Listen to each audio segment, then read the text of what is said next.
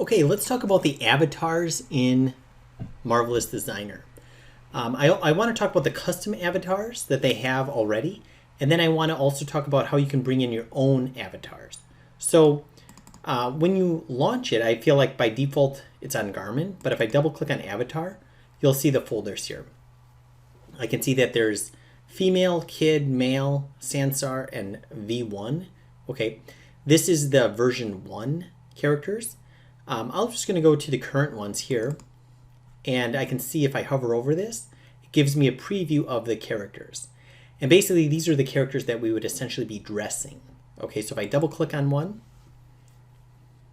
I can see the character here, and you'll notice that right away, you'll notice that the texture, there's a texture of underwear on the character.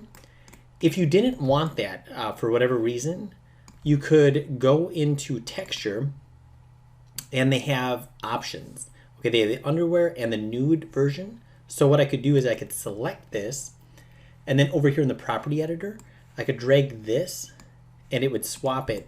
And now we have the nude version. I think I'm just going to select this. I'll put this back on. And why would you want that? Well, I feel like obviously if, sometimes if the dress or whatever you're making it, comes up and you don't want to see the bra line or various reasons, realize those are available to you. I can click on this to go back. I could also swap out things like shoes that are here. There we go. Just put them back. And also some different hairstyles. So if I wanted a different hairstyle, I could go here. You can see like she has a bun, okay, or a ponytail. Sometimes you might not want that, like if you're making a hat or something. But just you can see how fast you can switch that out, okay? But you're not limited to these characters. I'll just go back to the male characters. Okay, it's the same type of functionality, right? We can have it with underwear or nude. We can swap out the shoes and things like that. Also the kids, you can see them. And I feel like with every version of Marvelous, they start to get, different characters that come in here by default. And you can see, once again, some others. Some of them might not have multiple textures available. Here's version 1. These are older characters that you can see there's no kind of options with some of these, but some different races and some different body types. I'm just going to go back here, and let's say if we wanted to bring in our own character, how would we do that?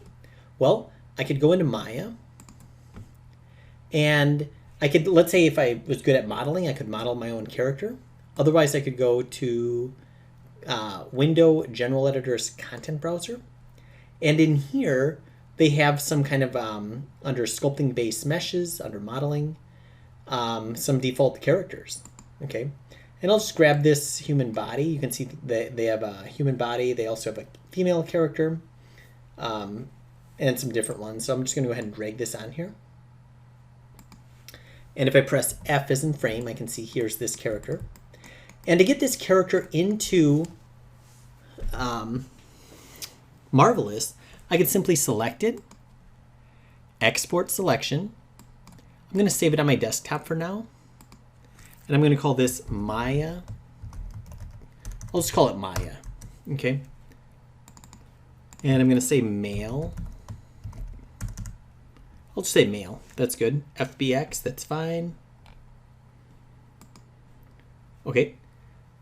Now, if I come here, where, how do I import that?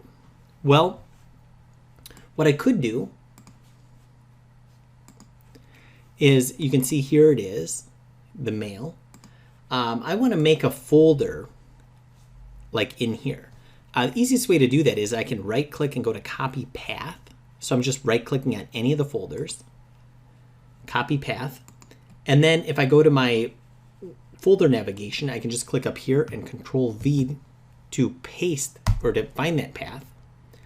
And now if I go into Avatar, I can see that here's all the folders that I'm seeing here.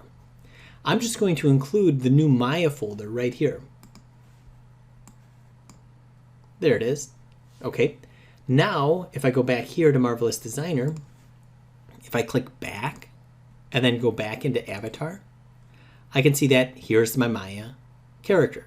And if I double click on that, drag it and drop, the import options, okay, automatically add arrangement points. I'll leave that checked.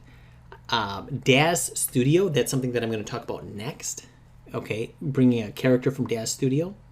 But I'm just going to leave everything alone, and I'm going to go ahead and hit OK. Great. That's our character from Maya. And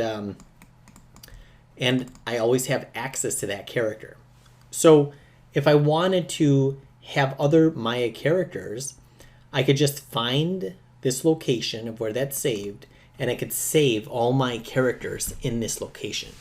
And if I saved it with a texture, that texture would come along for the ride. In other words, it would come in with that texture. So let's talk about the Daz 3D characters, okay, what that's all about. So there's a something called Daz 3D, and you can go to daz3d.com, and this is going to basically kind of be a character generator, okay, and it can do a lot of different things really quickly, and you can see you can get started for free, download it. And so I'm just going to go ahead and launch that.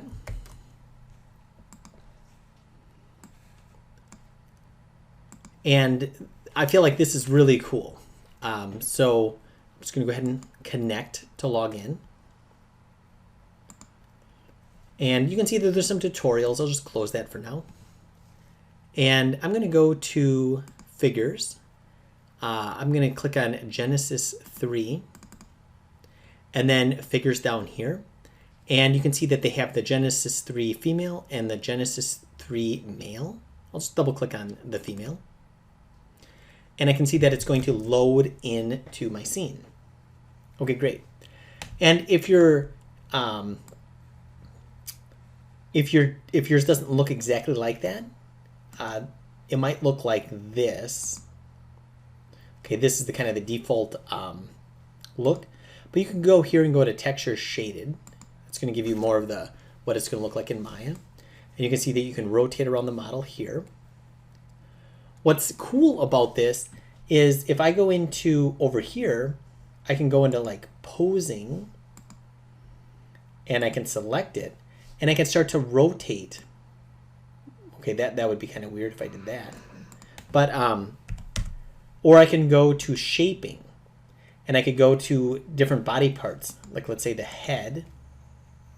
I could scale that bigger or smaller. Okay, and I could kind of customize different aspects of my character. But I'm just going to leave it at the default like it is here. And I'm going to export this out. So if I go to File, Export, I'm going to just create a folder on the desktop called Daz 3D. And I'm going to call this female. This is the Genesis 3, and I'll save it as FBX. I'll go ahead and just leave everything alone. I don't really have any animation right now, but we'll talk about that later, and click Accept. Okay, and while I'm here, I think I'm going to select this, hit Delete. I'll double click on the male. And I'll just export that as well. Okay, so if I go File, Export,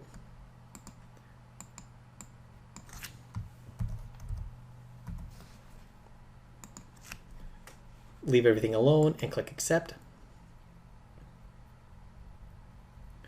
Now I should have this. So if I look here, Daz 3D, the male and the female.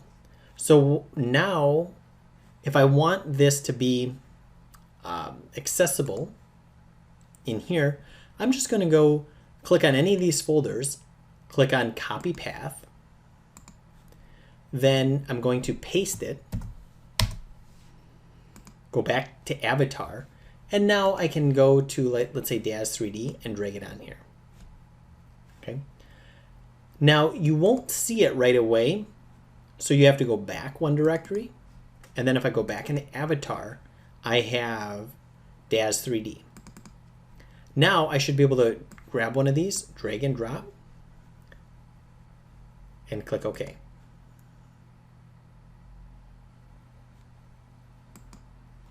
Okay, great. There's that character. And one thing too is that you don't need the texture necessarily. If you don't want to see that, you can go up here and then we can say monochromatic surface, and then we can see it like that. If we want to see the wireframe, I could click on this, and here we can see the wire of that character. Okay, great. Here's the male.